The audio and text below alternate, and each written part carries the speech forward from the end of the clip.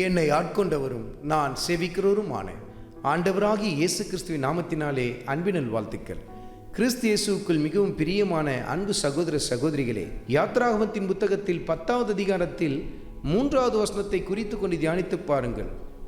உன்னை தாழ்த்த நீ எதுவரைக்கும் மனதில்லாதிருப்பாய் என்று சொல்லி கர்த்தருடைய வார்த்தை பார்வோனுக்கு விரோதமாய் வெளிப்பட்டதை நீங்கள் பார்க்க முடியும். கர்த்தர் கொடிதான வாதைகளை தொடர்ச்சியாய் பார்வோன் மீதும் அவனுடைய தேசத்தின் மீதும் தொடர்ச்சியாய் கொடுத்து கொண்டே இருந்தார். ஆனால் கொஞ்சம் கூட அவன் தன்னை தாழ்த்தல, பெருமை தலைக்கேறி ஆடினான் பாருங்க. அதனால தான் கர்த்தர் சொன்னார், இன்னும் எது வரைக்கும் நீ தாழ்த்தாமல் இருப்ப என்று சொல்லி கர்த்தருடைய வார்த்தை வெளிப்படுகிறது. இப்படி தான் பாருங்கள், சில பேரை கர்த்தர் பல வகையில் அவர்களை சிட்சிப்பார், தண்டிப்பார்.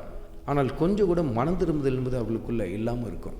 அருமையான மகனே, அருமையான மகளே, உன்னுடைய வாழ்க்கையிலும் கர்த்தர் பல காரியங்களை உனக்கு உணர்த்தி காட்டியும் அதை சீர்படுத்தாமல் இருக்கிறாயா? உன்னை தொடர்ச்சியாய் கர்த்தர் தண்டித்தும் சிட்சித்தும் அதற்கு கீழ்ப்படியாமல் உன்னை மாற்றிக்கொள்ளாமல் தொடர்ந்து இருதயத்தை கடினப்படுத்தி கொண்டிருக்கிறாயா? நீ எந்த மட்டும் உன்னை தாழ்த்தாமல் இருப்பேன்னு சொல்லி கர்த்தருடைய ஆவியானவர் உங்களோடு கூட இடைப்பட்டு கொண்டிருக்கிறார். கர்த்தர் உங்களுக்கு உணர்த்துகிற காரியங்களை உடனே உணர்ந்து கொண்டு செயல்பட ஆரம்பியுங்கள். எந்த காரியத்தை சீர்படுத்த வேண்டுமோ அதை உடனே சீர்படுத்தி விடுங்கள். எந்த காரியத்தெல்லாம் கர்த்தர் உங்களுக்கு சுட்டி காட்டி, மகனே மகளே, இந்த காரியம் எனக்கு பிரியம் இல்லை, இந்த காரியத்தை விட்டுடு, இந்த காரியத்தை உடனே செய் என்று சொல்லி எதையெல்லாம் உணர்த்தி காட்டுறாரோ உடனுக்குடன் கீழ்ப்படிய ஆரம்பிங்க. தாழ்மையை தரித்து கொள்ள ஆரம்பிங்க.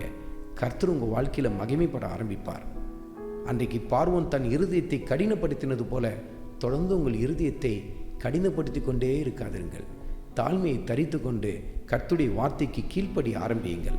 ஆண்டவராகிய இயேசு கிறிஸ்துவின் கிருபை உங்கள் அனைவரோடும் கூட இருப்பதாக. ஆமென்.